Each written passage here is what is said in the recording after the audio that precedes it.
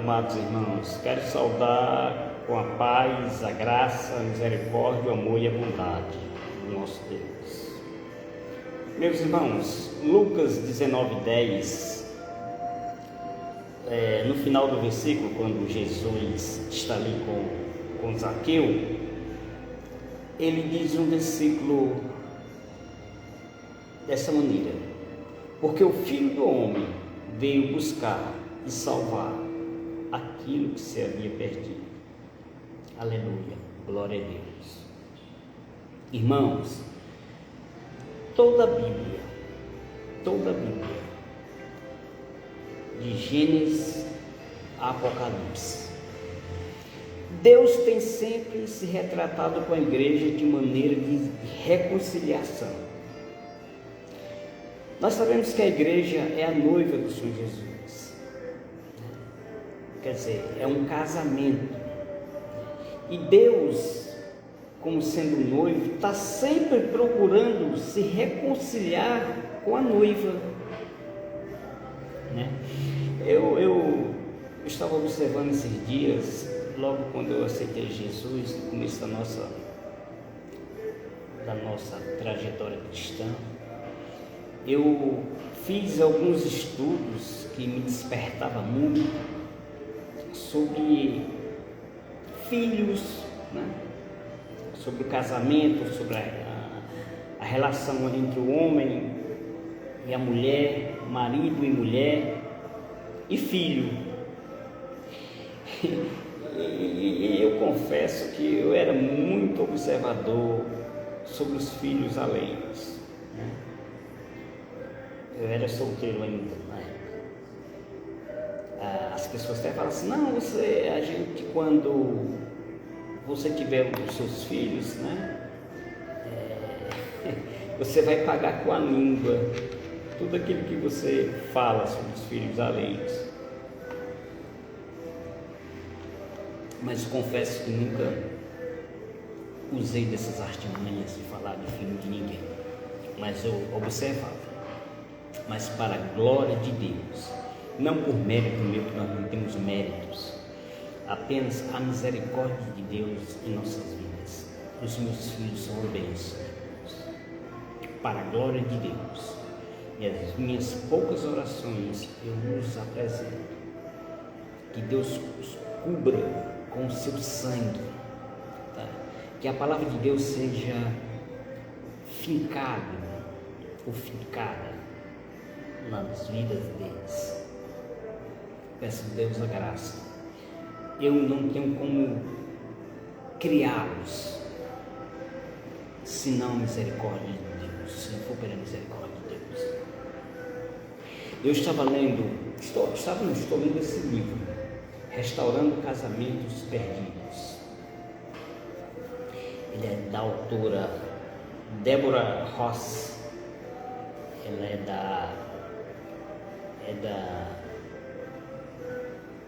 uma norte-americana.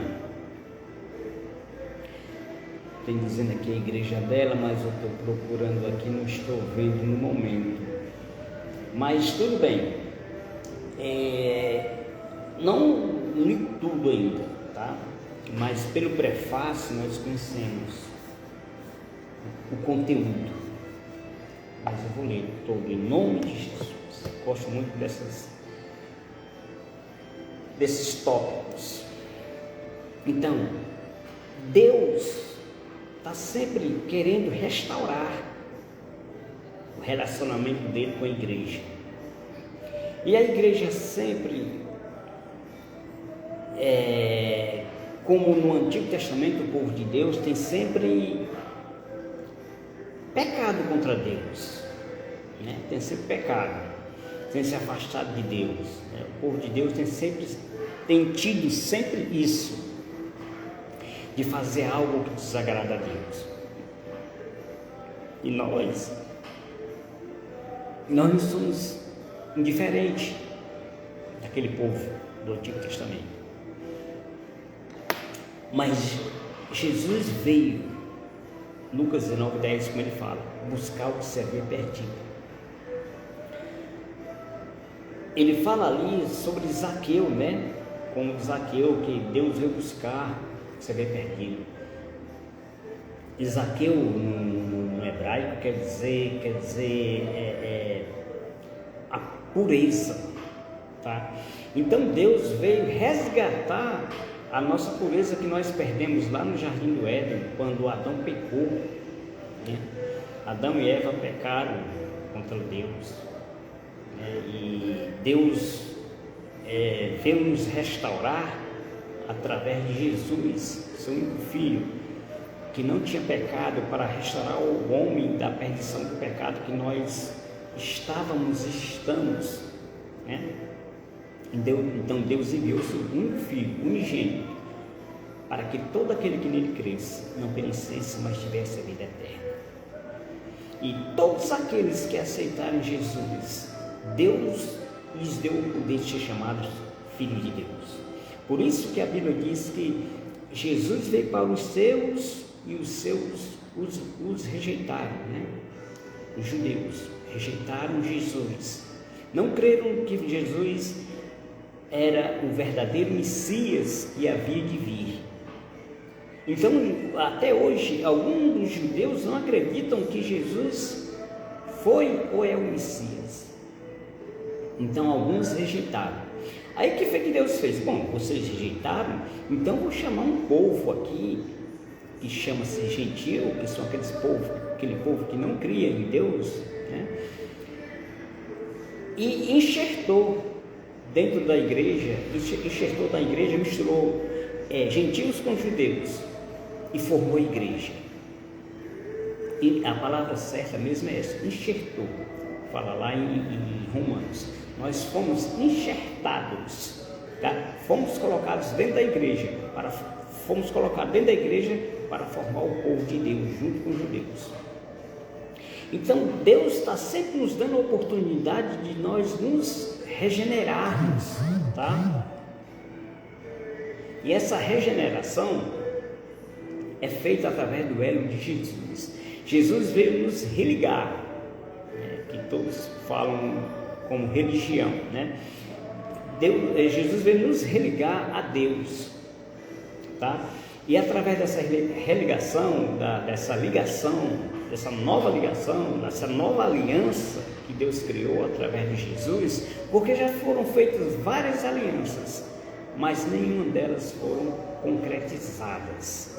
As alianças, essas outras alianças foram quebradas, mas essa nova aliança, através do Senhor Jesus, ela foi fincada, tá?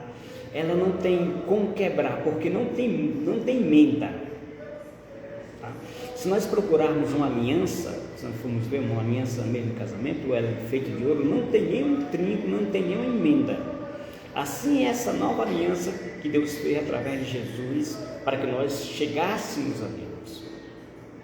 Por isso que Jesus diz: eu sou o caminho, a verdade e a vida, ninguém vem ao Pai a não ser por mim. Então, amados irmãos, Deus tem sempre dado essa oportunidade a nós, de nós sermos restaurados, porque Deus veio buscar e salvar o que se havia perdido. E eu me lembrei muito desse livro, Restaurando Casamentos Perdidos. Então, a igreja estava perdida, tá? Nós, como homens, estávamos perdidos nos nossos delitos e pecados, mas Deus veio nos resgatar e nos enxertou na igreja, porque é pela igreja, a multiforme sabedoria de Deus, que nós iremos subir ao céu. Não há outro caminho, amados, que nós devemos seguir, a não ser Jesus, e através da sua igreja. Não há outro caminho e não há outro meio, não há outra arca de salvação. Noé, no Antigo Testamento, fez a arca da salvação, e hoje a arca da salvação que nós devemos entrar por ela é a igreja, porque ela é a multiforme sabedoria de Deus. Deus tem várias maneiras, irmãos, de trabalhar com o homem, de chamar o homem. A palavra de Deus, ela é pregada. Lá em Isaías diz: A quem se estendeu o braço do Senhor e quem deu crédito à sua pregação?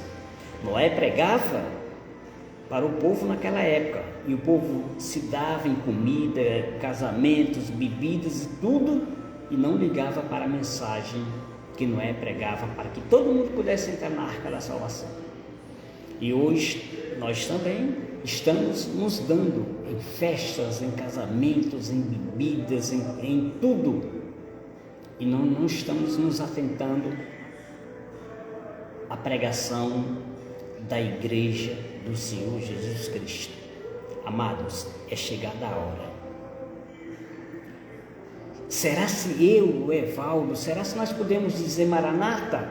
Maranata, ora vem, Senhor Jesus.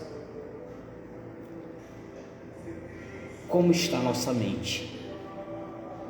Como está o nosso coração?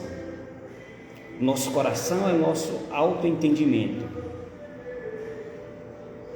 Será que a nossa mente está ligada, está fincada? Pais, amada irmã, a nossa mente está fincada em Jesus? Será se realmente nós temos a mente de Cristo?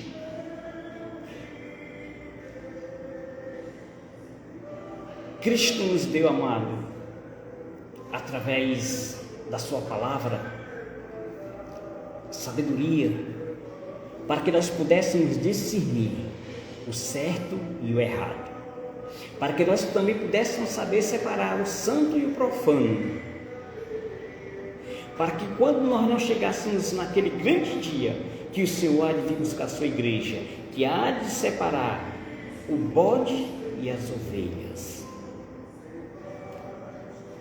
não queremos ser aqueles que, Senhor, eu profetizei, eu curei, eu falei em línguas, eu preguei a tua palavra, Senhor. Não queremos ser aqueles que Jesus há de dizer, não busco isso. Uma das coisas que nós devemos ter em nossas vidas, meus irmãos, deixarmos de ser prepotentes, de sermos humildes. A humildade, ela não vem de fora, para que todos possam ver, possam se sensibilizar com as minhas palavras.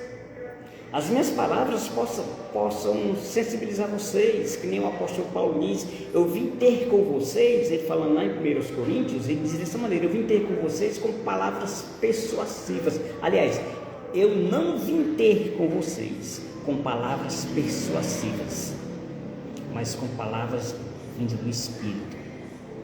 Não adianta nós queremos persuadir-nos, não. Permita-me falar uma palavra. Não queremos ser os coaches, os coachismos, né? Não queremos pensar só em nós que falamos, mas queremos pensar em vocês que estão ouvindo. Peçamos a Deus sabedoria no abrir e fechar de nossas bocas, aos nossos lábios pronunciar palavras vindas do altar de Deus.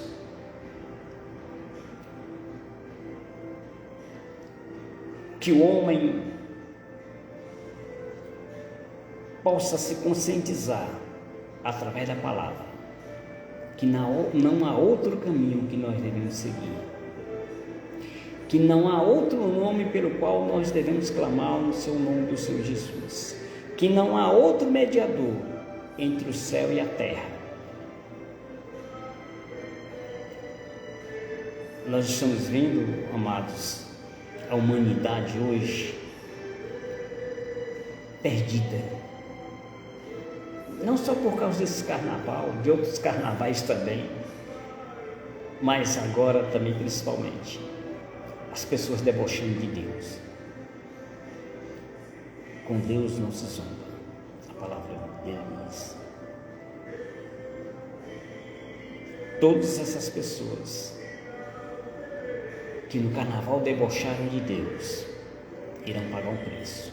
Como também nós, que muitas vezes estamos dentro da igreja e praticamos iniquidade. A iniquidade, amados, não é aqueles do mundo que praticam, não. O iníquo está dentro da igreja. O que foi que Paulo falou no capítulo 7 de 1 Coríntios com aquele latoeiro que estava gostando da mulher do pai dele? Joga para fora esse iníquo, e assim Deus irá fazer com todos aqueles que praticam a iniquidade. O que eu estou dizendo, o iníquo está dentro da igreja. Que nós possamos, meus irmãos, buscar em Deus nosso verdadeiro elo de ligação, que é o Senhor Jesus Cristo.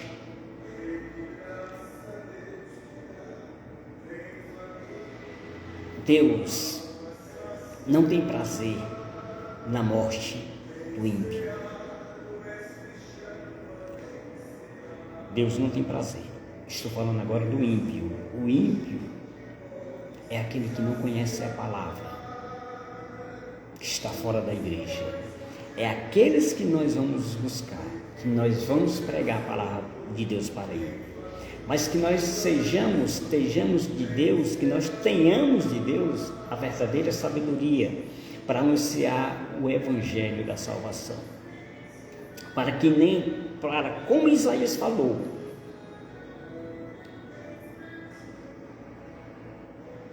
a quem se estendeu o braço do Senhor e quem deu crédito na nossa pregação. Também não vamos nos furtarmos, não vamos nos rebelarmos, nos frustrarmos, como eu já falei, porque alguém não aceitou Jesus. O dever é do Espírito Santo de Deus, de convencer o homem do pecado, da justiça e do juízo. A nós cabe-nos anunciar o Evangelho. Convencer é obra do Espírito Santo de Deus. Que nós possamos, meus irmãos, nesses últimos dias, nos darmos as mãos e com o mesmo Espírito que Jesus disse, Abba, Pai, possamos clamar em alta voz e possamos anunciar o Evangelho enquanto há tempo. E como Paulo fala para Timóteo, pregai o Evangelho a tempo e fora do tempo. Aqueles que não conhecem a palavra de Deus, anunciarmos. E a igreja, a eclésia, na sinagoga, assim como Jesus abriu o livro ali dentro daquela sinagoga, lá em Isaías, e pregou o ano aceitável do Senhor, nós também devemos pregar para aqueles que estão dentro da igreja, porque há muitos dentro da igreja que não estão ouvindo a palavra.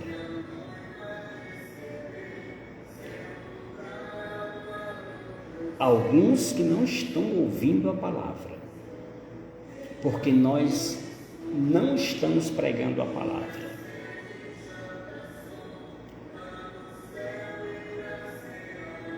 E nós podemos falar, volto a replicar como Isaías, a quem deu crédito à nossa pregação? E a quem se manifestou-se o braço do Senhor? Que nós possamos, meus irmãos, refletir, meditar e tomarmos posições.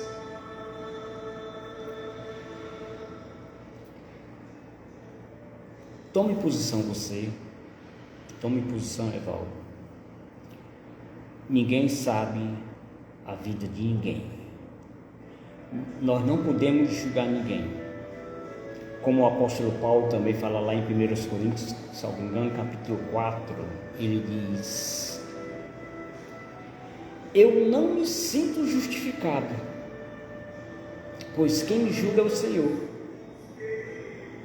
Tá? Ele diz assim: nem tampouco eu me sinto justificado, mas quem me julga é o Senhor. Quem me julga é o Senhor, meus irmãos. Mas cada um de nós devemos ter a consciência de sabermos que nós temos que melhorar. Eu, Evaldo, preciso melhorar. Deus sabe as intenções do meu coração. A Bíblia diz que enganoso é o coração do homem, mas Deus o conhece. Muitas vezes a nossa mente torna-se traumatizada, cria alguns traumas, e nós nos deixamos nos levar. Mas que nós possamos, meus irmãos, pedir a Deus sabedoria do alto, para que possamos nos revestir da misericórdia, do amor e da bondade do nosso Deus, para que nós possamos, como obreiros aprovados por Deus, não ter de que nos envergonharmos, mas que nós possamos manejar bem a palavra de Deus e sermos verdadeiros obreiros aprovados por Deus, tanto na sabedoria como na vida. Que os nossos celeiros possam ter reservas, e como o salmista diz: guardei a tua palavra no meu coração para não pecar contra ti, porque haverá tempo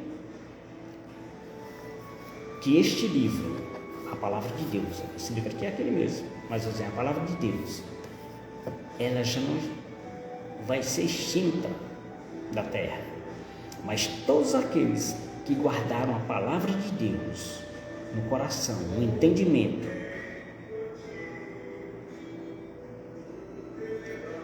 possam se manifestar. Porque uma das coisas que o inimigo busca com veemência e tenta nos ludibriar é em nossa mente. A mente do homem é que procede todas as coisas, meus irmãos. O homem maquina tudo aqui, e daqui procede todas as coisas, desce para o coração e vai para a alma. O homem é o único ser que milésimo de segundo mesmo, ele está aqui no presente, vai no passado e projeta o futuro. Sabedoria de Deus, vinda do alto, como diz Tiago. A verdadeira sabedoria vinda de Deus, ela vem do alto. A sabedoria terrena, ela é diabólica. Ela tenta nos ludibriar, mas busquemos em Deus a verdadeira sabedoria, porque Ele nos dá e não nos passa em rosto. A Bíblia assim também nos relata. Que nós possamos, como já falei, nesses últimos dias,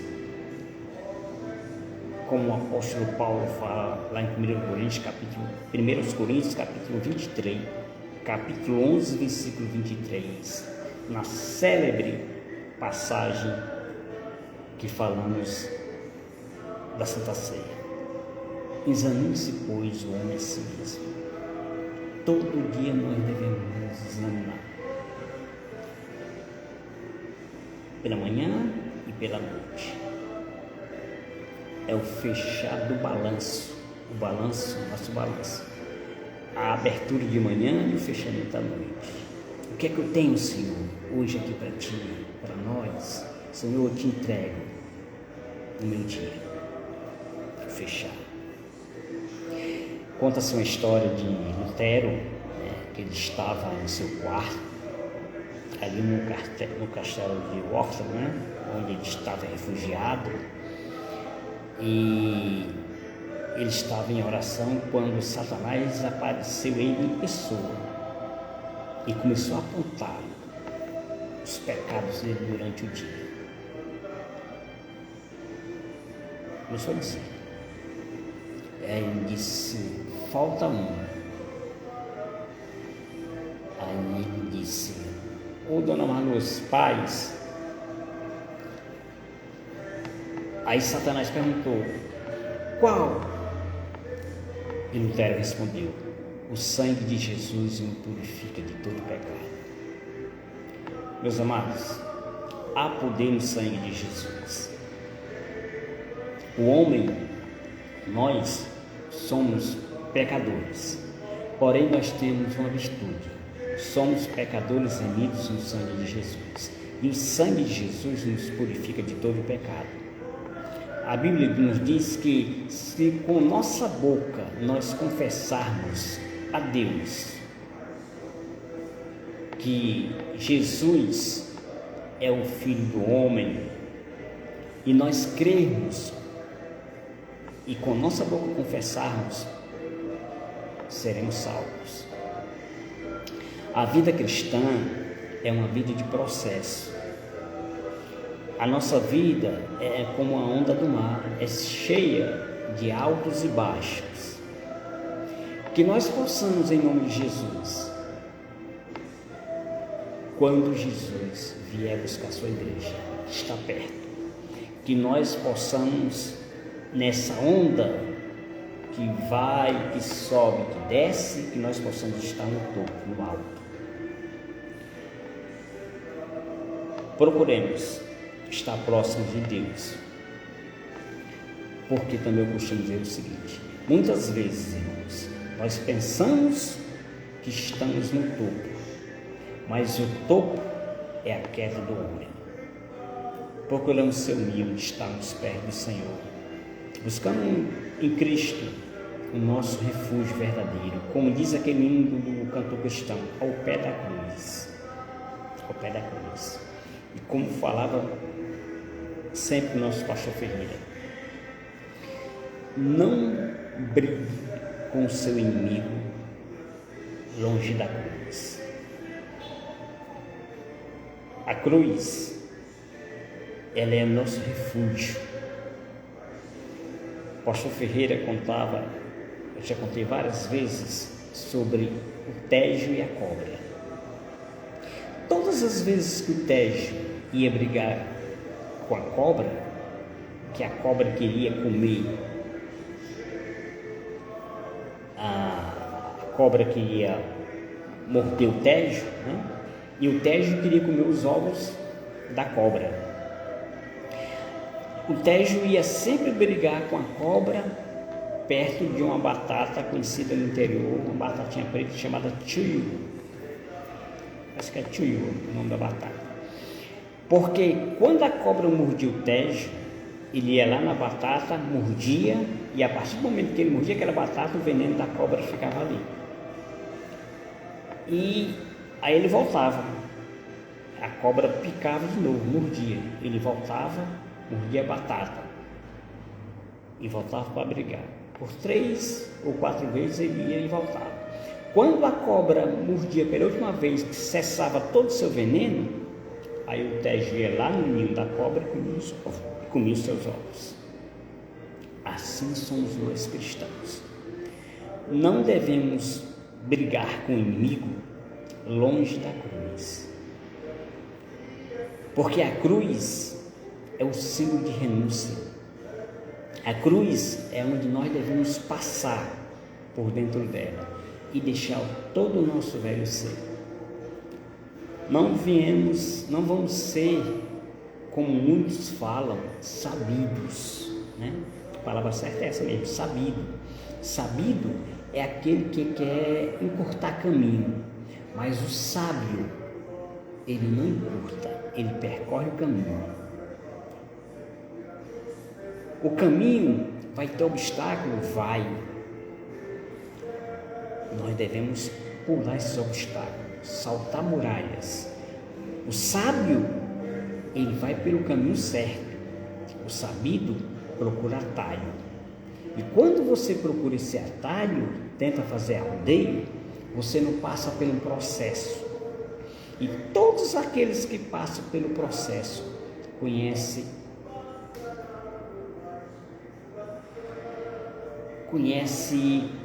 o caminho. Todo aquele que passa pelo processo, que conhece o caminho, sabe os obstáculos. O sabido não sabe. E tem muitos sabidos por aí, fazendo rodeio, pensando que está sendo inteligente, sábio. Lá na frente, a vida cobra. É como nós estamos subindo a escada. Muitas vezes, do primeiro degrau, passo para o terceiro, do terceiro para o quinto, do quinto para o sétimo, do sétimo para o décimo, fico pulando degrau. Quando chega lá na frente, a estrada da vida nos cobra. Cadê o primeiro degrau que você não passou? Olha, irmãos, é como um histórico escolar. Você tem que ter primeiro, segundo, terceiro ano. Você tem que ter um histórico escolar para quando você for fazer a faculdade, ver que você completou aquela carga escolar, de hora escolar. Porque se você não tiver completado, vão te cobrar. Assim também a nossa vida, ela também nos cobra. A vida não nos dá nada de graça, tudo ela nos cobra. Agora Cristo, Deus nos deu Cristo, que é a graça de Deus manifestada no Salvador de todos os homens. Melhor é a graça. Salmo 63, versículo 4. Melhor é a graça do que a vida. Amém, amados? Que nós possamos nos despertar e sabermos que não há outro caminho pelo qual nós devemos percorrer. Provérbios capítulo 14, versículo 12, salvo engano, diz que há caminhos que para o homem parece ser perfeito, mas o final é caminho de morte. Que nós venhamos ter vida plena no Senhor Jesus, que nós venhamos buscar em Cristo a nossa verdadeira redenção para restaurarmos as nossas vidas, o nosso elo, o nosso casamento com Cristo Jesus. Amém, meus amados? Graça e paz, misericórdia, amor e bondade da parte do nosso Deus que é vivo